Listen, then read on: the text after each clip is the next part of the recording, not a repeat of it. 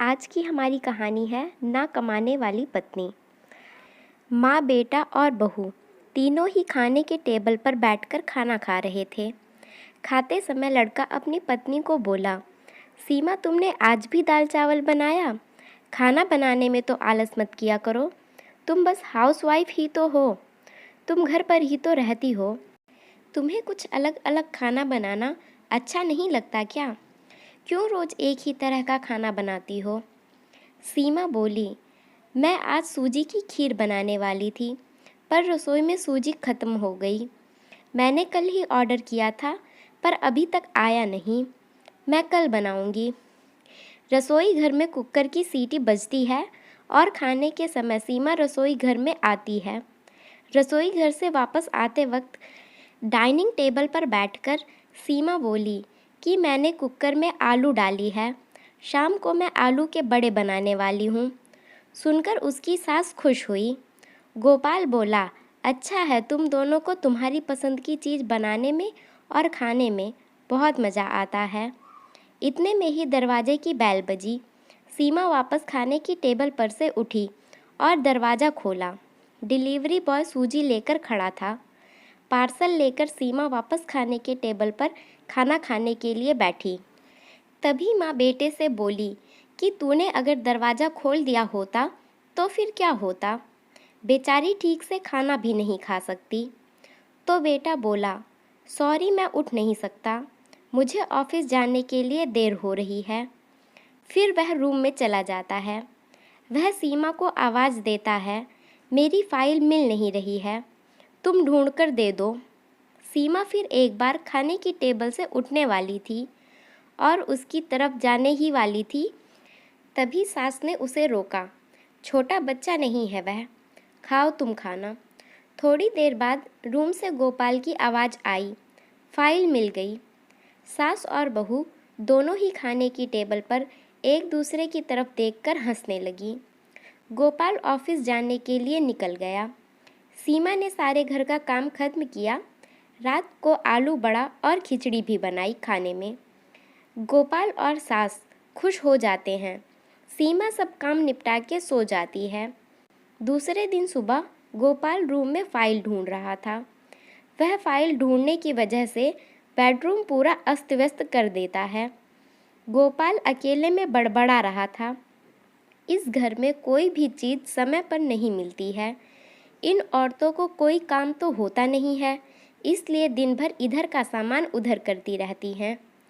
उसकी आवाज़ से सीमा आती है और रूम की बुरी हालत देखकर उसे गोपाल पर गुस्सा आता है। वह गोपाल से पूछती है, आप क्या कर रहे हो यहाँ? तब गोपाल बोला, मैंने तुम्हें पिछले दिनों फाइल दी थी, कहाँ पर रखी है? सीमा तुरंत वह फाइल बाहर निकालती है और वह गोपाल को दे देती है। सीमा गोपाल से कहती है, इतना सारा सामान खोलने से पहले मुझे एक बार पूछा तो होता। कितना सामान बिखरा पड़ा है, मैं क्या दिन भर यही काम करती रहूं? गोपाल उल्टा सीमा पर चिल्लाता है और बोलता है कि क्या काम करना रहता है तुम्हें दिन भर? इतना काम भी तुम नहीं कर सकती क्या? दिन भर सोती ही रहती हो सिर्फ। माँ के कहने पर हाउसवाइफ से शादी करके बहुत बड़ी गलती कर दी मैंने। ऐसा बोलकर गोपाल ऑफिस के लिए निकल गया। पति पत्नी के बोल माँ के कानों में पड़ जाते हैं, जो गोपाल को पता नहीं था। माँ सीमा के पास जाती है। सीमा रो रही होती है। कोई भी गलती नहीं होने पर भी गोपाल उस पर चिल्लाया था, यह उसको पता था। सीमा से वह बहुत प्यार करता था। सीमा भी उससे बहुत प्यार करती है। सास ने सीमा को शांत किया। फिर दोनों ने गोपाल को अच्छा सबक सिखाने का एक प्लान बनाया। दूसरे दिन सुबह गोपाल नींद से जागा, तभी वह सीमा को चाय बनाने के लिए चिल्ला रहा था। तभी माँ नज़दीक के सोफे पर बैठी थी। वह बोलती है, सीमा घर पर नहीं है, वह किसी काम के लिए अपने मायके गई है। गोपाल फ़ोन निकालता है और सीमा को फ़ोन करने लगता है। तभी माँ उसको रोकती है और बोलती है कि फ़ोन मत करो, वह अपने मायके गई है, 2-3 दिन में आ जाएगी। गोपाल फ़ोन रख देता है और माँ को बोलता है कि माँ चाय। तभी माँ बोलती है, हाँ 2 कप बनाना, मैं भी पीऊँगी। इच्छा न होते हुए भी गोपाल चाय बनाने के लिए रसोई घर में जाता है। माँ फिर से खड़ी होती है और गोपाल को पुकारती है। गोपाल सोचने लगता है कि माँ उसे रोकेगी और खुद चाय बनाएगी, पर माँ बोलती है, मेरी चाय में शक्कर कम डालना। गोपाल चाय बनाता है और चाय लेकर आता है। माँ और बेटा दोनों ही चाय पीते हैं। फिर माँ बोली, चाय अच्छी बनी है, पर सीमा जैसी नहीं। वह चाय बनाती है तो तुलसी के पत्ते डालती है। उस चाय की तो बात ही अलग होती है बेटा। कोई बात नहीं, अगली बार तुम चाय बनाओगे तब ध्यान में रखना। गोपाल माँ को देखता ही रह जाता है। थोड़ी देर बाद गोपाल अपनी माँ से बोलता है, माँ आज मैं मटर पनीर खाना चाहता हूँ।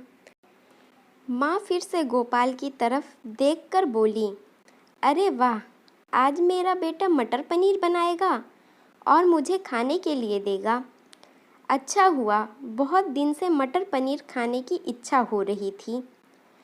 तभी गोपाल बोला, अरे माँ, मटर पनीर आपको बनाने के लिए कहने वाला था।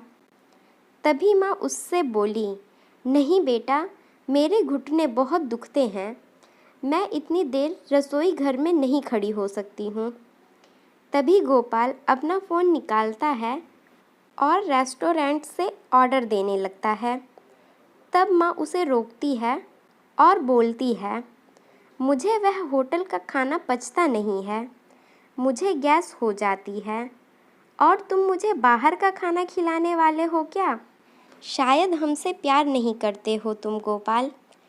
तभी गोपाल खाना बनाने के लिए रसोई घर में जाता है। 1 घंटे बाद खाना तैयार हो जाता है। 2 थाली में खाना निकालकर गोपाल अपनी माँ के पास आता है। गोपाल ने दाल चावल बनाया है। यह देखते ही माँ गोपाल को बोली, अरे बेटा, तुम तो मटर पनीर बनाने वाले थे ना? गोपाल बोला कि माँ यह आसान है बनाने के लिए। तभी माँ बोली, सीमा होती तो आज मटर पनीर उसने मुझे बना कर खिला दिया होता, पर जाने दो, तुम्हारे हाथ का बना हुआ खाना मैं कहाँ रोज़ खाती हूँ। ऐसा बोलकर माँ खाना खाने की टेबल पर आकर बैठ जाती है। चल दोनों साथ में खाना खाते हैं। गोपाल ने पहला निवाला मुंह में डाला ही था, तभी माँ उसे बोली, अरे बेटा, दाल में नमक कम है, नमक लेकर आओ। वह खाते खाते उठता है और रसोई घर से नमक लेकर आता है और माँ को देता है। फिर वह पानी माँ को दे देता है। इस सब में गोपाल के चेहरे पर गुस्सा स्पष्ट रूप से दिख रहा था। गोपाल को अब समझ आ रहा था कि वह सीमा के साथ जिस प्रकार व्यवहार करता था, उसे कितना बुरा लगता होगा, पर फिर भी वह यह सब खुशी से करती थी। उसके चेहरे पर कभी भी कोई शिकवा नहीं होता था। वह सोचते सोचते खाना खा रहा था। माँ यहीं पर नहीं मानी। खाना खा लेने के बाद में गोपाल को बर्तन धोने के लिए कहती हैं और माँ रूम में आराम करने चली जाती हैं। माँ उसे परेशान करने का कोई मौका नहीं छोड़ती। वह गोपाल को बुलाकर चादर उड़ाने के लिए कहती हैं। उसके बाद गोपाल रूम से बाहर जाता है तो उसे एसी का टेम्परेचर कम करने के लिए कहती हैं। इन सभी कामों की वजह से वह चिड़चिड़ करने लगा था, लेकिन कुछ भी बोल नहीं पाता। दूसरे दिन सुबह जल्दी उठ जाता है। उसे ऑफिस जाना होता है, इसलिए वह जल्दी सब्जी काटता है, पर उसका ध्यान सब्जी की तरफ नहीं होता। वह सीमा का विचार कर रहा होता है। वह सोच रहा होता है, हाउसवाइफ का काम आसान होता है, ऐसा मुझे लगता था, पर सच में ऐसा नहीं है। मैं कितना गलत बर्ताव करता था सीमा के साथ, मन ही मन पछता रहा होता है। तभी सब्जी काटते समय अपनी उंगली काट लेता है। उठकर बेसिन में उंगली धोने के लिए जाता है। ऐसे में सीमा उसके पास आती है और हाथ पर पट्टी बांधने लगती है। मतलब सीमा अपने मायके नहीं गई थी, गोपाल से छुपकर घर में ही रह रही थी। यह तो सास और बहू का प्लान का एक हिस्सा था। गोपाल सीमा को देखकर खुश हो जाता है। वह उससे माफ़ी मांगता है। सीमा को बोलता है कि घर का काम करना बहुत आसान होता है। तुम घर पर रहती हो तो तुम क्या काम करती हो, ऐसा मैं हमेशा बोलता था, पर एक ही दिन में मुझे सब समझ आ गया। मैं तुम्हें ऐसा कभी भी नहीं बोलूँगा और इसके आगे हम एक साथ घर का काम करेंगे। अगर हम दोनों का घर है तो घर के काम भी हम दोनों ही करेंगे। दोनों का बोलना माँ बाहर सुन रही थी। वह दोनों के लिए बहुत खुश थी। फ्रेंड्स, आपको हमारी ये स्टोरी कैसे लगी हमें कमेंट्स करके ज़रूर बताएं। स्टोरी पसंद आई हो तो please like share and subscribe करें। Thank you.